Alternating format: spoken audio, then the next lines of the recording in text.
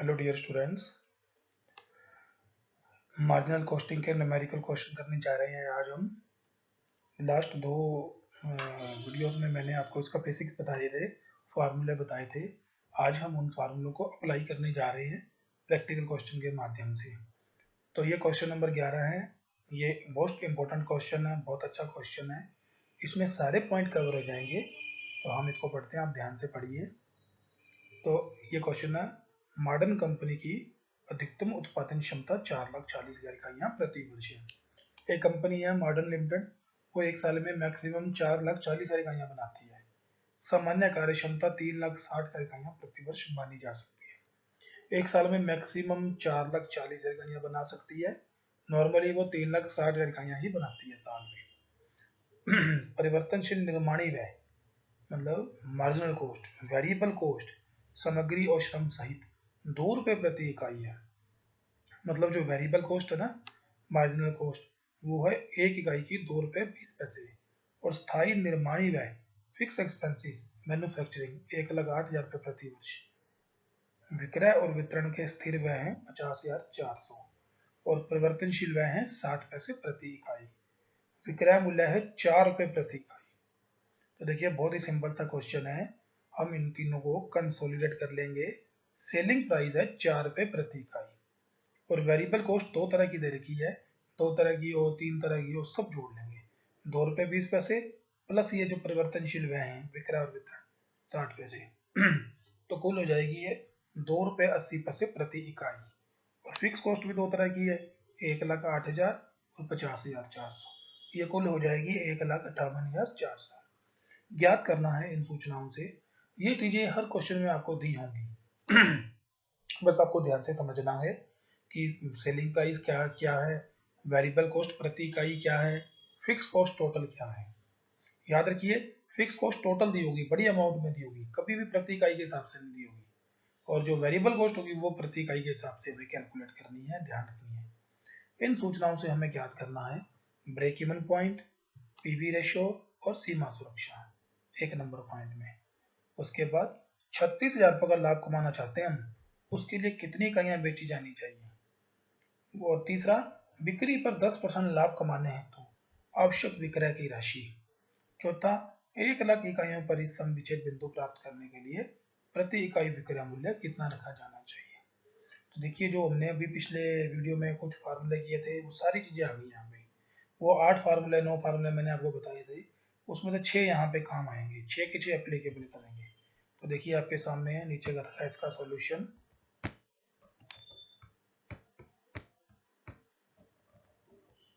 ये रहा। तो वेरिएबल मैन्युफैक्चरिंग कॉस्ट है ₹2.20 प्रति इकाई। वेरिएबल सेलिंग एंड ओवरहेड है 60 पैसे प्रति इकाई। टोटल वेरिएबल कॉस्ट प्रति इकाई होगी ₹2.80 प्रति इकाई। और टोटल फिक्स कॉस्ट होगी 1,58,400। ठीक है, तो ये देखिए ये सोल्यूशन है। तो विक्रय मूल्य है ₹4 प्रति इकाई, कंट्रीब्यूशन है ₹2.80 प्रति इकाई, वेरिएबल कॉस्ट सॉरी। तो कंट्रीब्यूशन कितना आ गया, ₹1.02 प्रति इकाई, ₹1.20 प्रति इकाई। तो पीवी रेशो कितना आ गया, C/S इंटू 100, 1.20/4 इंटू 100 किया तो 30% आ गया। एक इकाई ₹4 की बेचते हैं, एक इकाई की वेरिएबल कॉस्ट या मार्जिनल कॉस्ट है ₹2.80। तो एक इकाई से कंट्रीब्यूशन बचेगा ₹1.20। वो ₹1.20 सेल का कितना परसेंट है, ₹4 का कितना परसेंट है, यही तो पीवी रेशो होता है। It means 30%।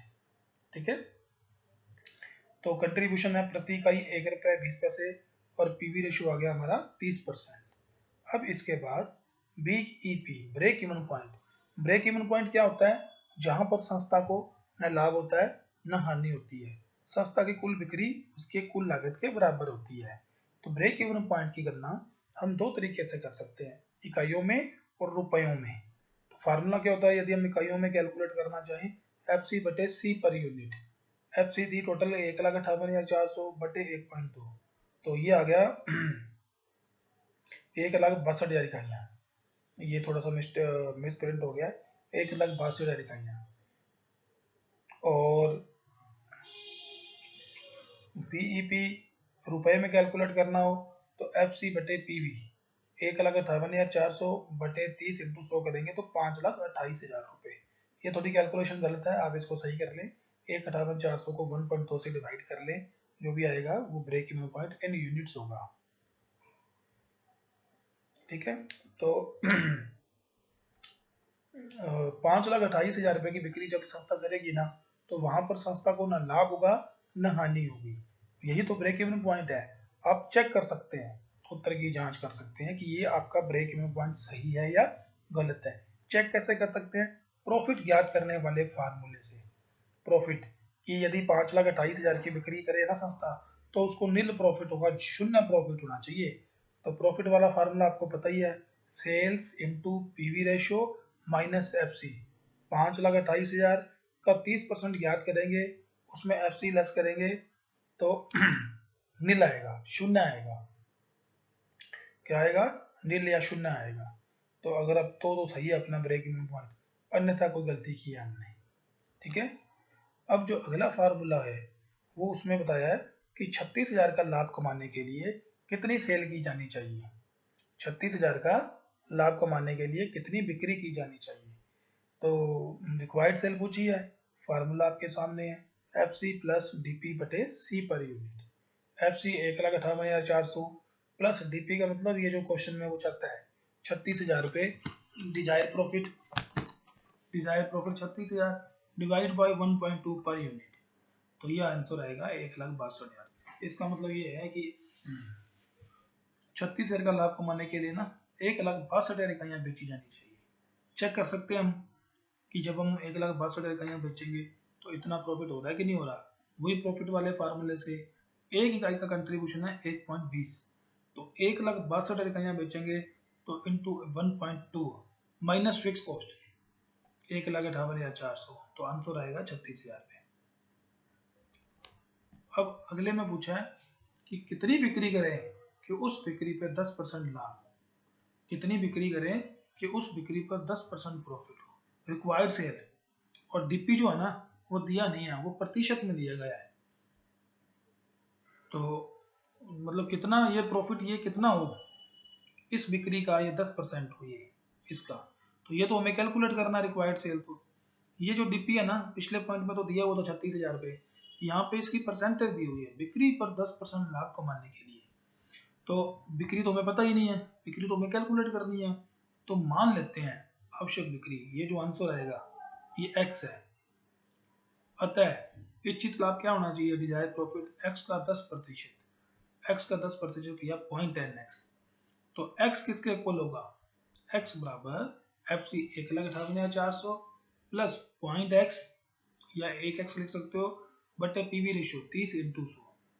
अब इसको क्रॉस मल्टीप्लाई किया, ये 30x हो गया, इस 100 को इससे मल्टीप्लाई किया, इस 100 को इससे मल्टीप्लाई किया, तो ये आ गया आपके सामने। इस 10x को इधर ले आए और ये इधर बच गया ये x बराबर ये 1,58,40,000 डिवाइड बाई 20 करेंगे तो ये 7,92,000 आ जाएगा।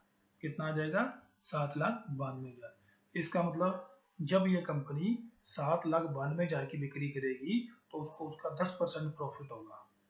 आप चेक कर सकते हैं इसको प्रॉफिट वाले फार्मूले से। ठीक है, और लास्ट पॉइंट था कि यदि ये ऊपर हमने BEP कैलकुलेट किया था, BEP आया था हमारा 5,28,000 रुपये, ये जो आप निकालोगे। ये चाहता है कि BEP ना 1,00,000 यूनिटों पे आना चाहिए। BEP को 1,00,000 यूनिट पर लाने हेतु प्रति इकाई विक्रय मूल्य कितना रखा जाना चाहिए। तो इसका फार्मूला भी मैंने आपको बताया था कि इच्छित BEP हेतु BEP को प्राप्त करने के लिए प्रति इकाई विक्रय मूल्य क्या रखा जाना चाहिए। तो इसका फार्मूला ये होता है फिक्स कॉस्ट बटे desired unit to BEP plus variable cost per unit. तो फिक्स कॉस्ट 1,58,400 है, BEP जाते हैं 1,00,000 इकाइयों पर, प्लस वेरिएबल कॉस्ट ही ₹2.80 प्रति इकाई। तो इसको हल करेंगे तो ये आएगा ₹4.38 पर यूनिट। यानी कि जब प्रति इकाई विक्रय मूल्य 4 के बजाय ₹4.38 होगा ना, तो BEP 1,00,000 यूनिट्स आएगा। आप चेक कर सकते हैं।